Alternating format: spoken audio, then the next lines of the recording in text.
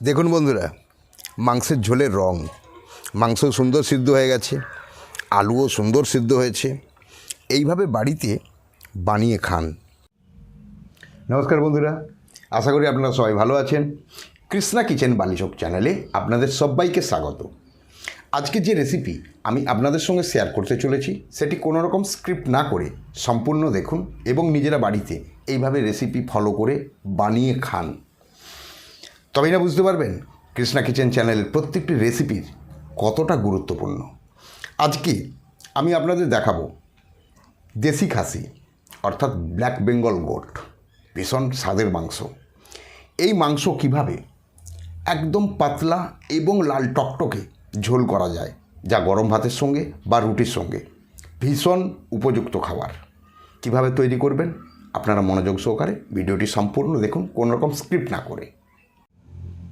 বন্ধুরা, মাংসকে ভালো করে ধুয়ে নেওয়ার পরে আমি এই মাংসে দিয়েছি 4 চামচের 2 চামচ সরষের তেল, তার সঙ্গে দিয়েছি পরিমাণ মতো নুন, তার সঙ্গে দিয়েছি 1 চা চামচ কাশ্মীরি লাল লঙ্কা আর পরিমাণ মতো হলুদ দিয়ে আমি একে খুব সুন্দর করে মেখে নেব। মেখে নেওয়ার পর একে আধ ঘন্টা চাপা দিয়ে রেখে দিন, আর ততক্ষণে অন্যান্য মশলার কাজ সম্পূর্ণ করতে হবে।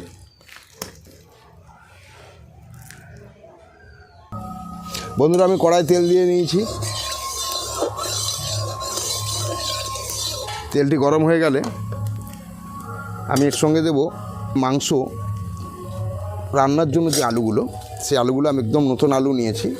এই আলুগুলোকে একটু আমি ভালো করে ভেজে নেব। যে নতুন আলু বাজারে উঠেছে সেই আলু নিয়েছি।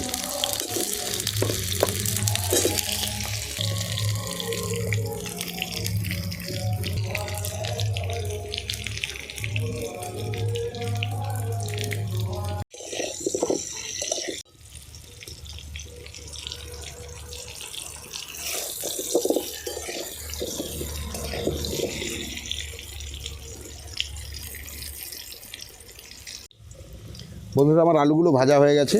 আমি এই আলুগুলোকে নামিয়ে নিচ্ছি। এইভাবে আলুগুলোকে একটু ওপরটা ভালো করে ভেজে নিয়ে তারপরে মাংসের তরকারিতে দিলে আলু খেতে খুব সুন্দর লাগবে।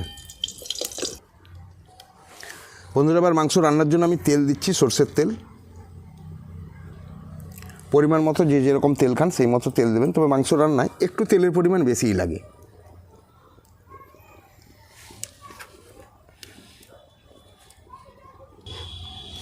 এরপর তেল গরম হয়েছে, তার উপর আমি একটু পেঁয়াজ দিলাম আর তেজপাতা দিলাম। এরপর আমি বাকি যে কুচানো পেঁয়াজ, 3খানা মাঝারি সাইজের পেঁয়াজ নিয়েছিলাম, সেই কুচানো পেঁয়াজটি আমি দিয়ে দিলাম।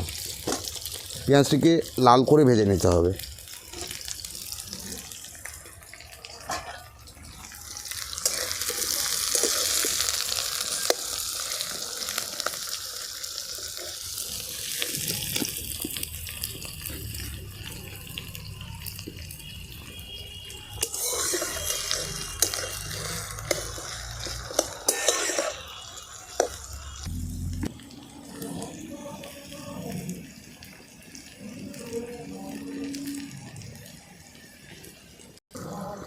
বন্ধুরা, পেঁয়াজটা লাল করে ভাজা হয়ে গেছে। এরপর আমি এর সঙ্গে 3 চামচ রসুন বাটা মিশিয়ে দিলাম। একেও ভালো করে ভেজে নিতে হবে।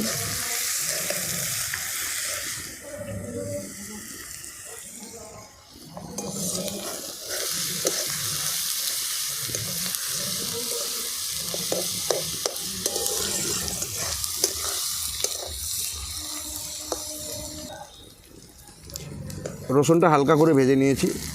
এরপর আমি এর সঙ্গে দিচ্ছি 4 চামচ আদা বাটা।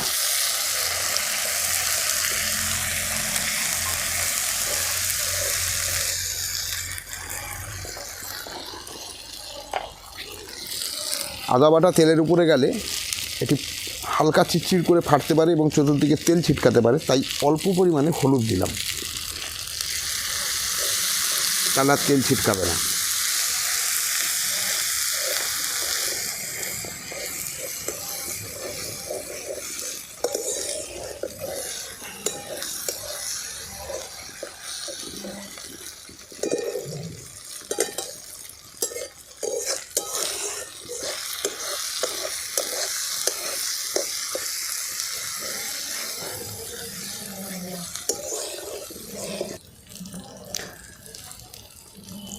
বন্ধুরা, এর উপরে আমি দিলাম 1 চা চামচ জিরা গুঁড়ো। যারা যেরকম লঙ্কা খেতে পছন্দ করেন সেই মতো লঙ্কা ব্যবহার করবেন। আমি দিচ্ছি চা চামচের 2 চামচ লঙ্কা গুঁড়ো। অল্প একটু জল দিলাম যাতে লঙ্কা তেলের উপরে না ছুঁয়ে যায়। এরপর নাড়াচাড়া করে আমি একসঙ্গে এটিকে সুন্দর করে ভেজে নেব।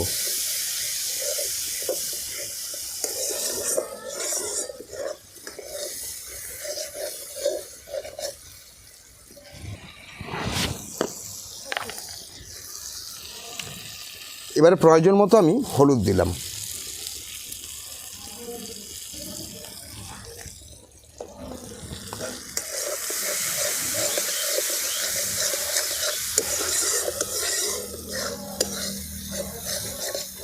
এইভাবে মশলাটিকে সুন্দর করে তেলের উপরে ভাজতে হবে। মাঝে মাঝে প্রয়োজনে একটু জল দিতে হবে।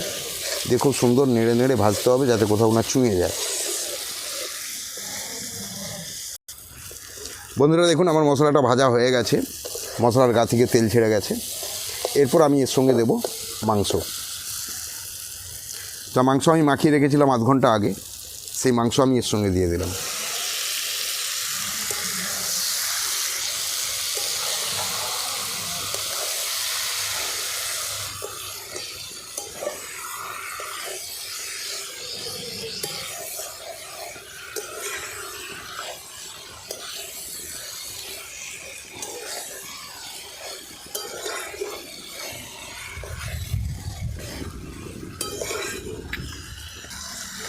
এবারে আমি তার সঙ্গে দেব আলু, যেগুলোকে আমি হালকা ভেজে তুলে নিয়েছিলাম। এবার আমি একসঙ্গে এটিকে সুন্দর করে কষতে থাকবো। মাংসও খুব সুন্দরভাবে ভাজা হবে।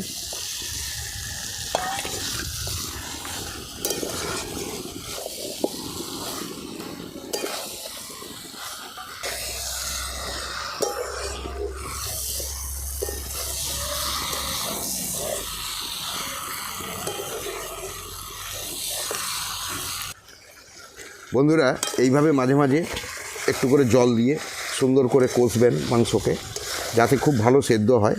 তার জন্য এইভাবে চাপা দিয়ে দেবেন এবং জ্বালানি একটু কমিয়ে নেবেন। যারা গ্যাসে করছেন, গ্যাসের ফ্লেমটা একটু কমিয়ে দেবেন, যাতে মাংসটি ধীরে ধীরে সেদ্ধ হয় এবং খুব সুন্দরভাবে কষা হয়।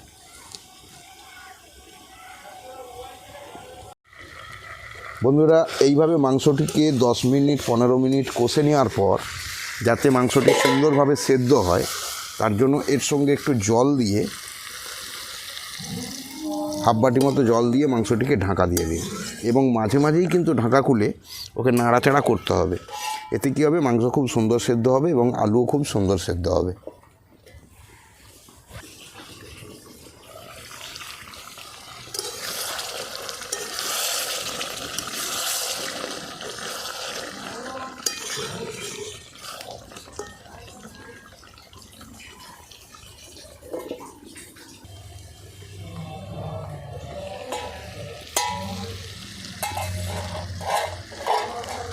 বন্ধুরা দেখুন, যে জলটি আমি দিয়েছিলাম সে জলটি প্রায় মরে গেছে।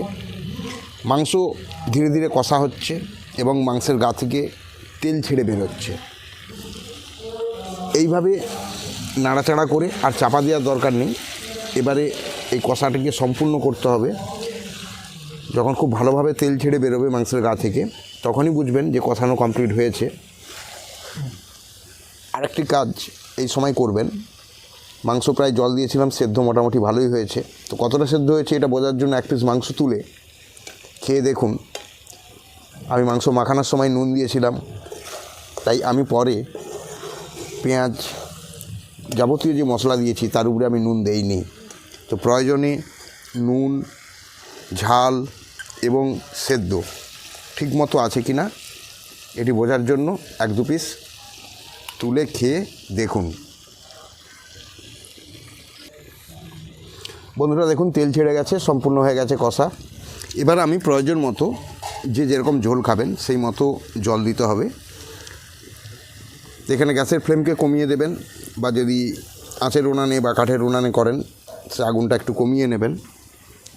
প্রয়োজন মতো জল দেবেন এবং ধীরে ধীরে ধীরে ধীরে ফুটবে। যত আস্তে আস্তে আস্তে আস্তে এটি ফুটবে তত সুন্দর এর রং এবং সেদ্ধ দুটোই সুন্দর হবে।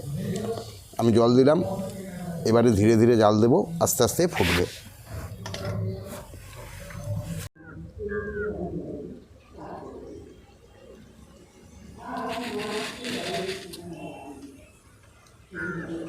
দেখুন বন্ধুরা, কাঠের উনানে আগুন নিভে দেওয়ার পর আংড়ার ওপর আমি ঝোলটা বসিয়ে রেখেছিলাম। এতে কি হবে, এতে মাংস খুব সুন্দর সুসিদ্ধ হবে, মাংসের ঝোলের রং খুব সুন্দর হবে এবং আলু খুব সুন্দর সেদ্ধ হয়ে যাবে। দেখুন কি হয়েছে মাংসের ঝোলের রং। দেখুন বন্ধুরা, মাংসের ঝোলের রং, মাংস সুন্দর সিদ্ধ হয়ে গেছে, আলুও সুন্দর সিদ্ধ হয়েছে। এইভাবে বাড়িতে বানিয়ে খান, স্বাদ থাক আর বললাম না। একবার বাড়িতে বানিয়ে খান, তবেই তো বুঝতে পারবেন। আর আপনার বাড়ির অন্যান্য সদস্যরা বারবার আপনাকে নাজেহাল করবে ঠিক এইভাবে মাংস রান্না করার জন্য। ওকে বন্ধুরা, আজকের রেসিপি এ পর্যন্তই। দেশি খাসি বা ব্ল্যাক বেঙ্গল গোটের পাতলা লাল ঝোল কিভাবে আপনি বানাবেন সম্পূর্ণ রেসিপি আপনাদের সঙ্গে আমি শেয়ার করলাম। টাটা বাই বাই, চললাম। দেখা হবে পরবর্তী নতুন কোনো এক রেসিপিতে। সবাই ভালো থাকবেন।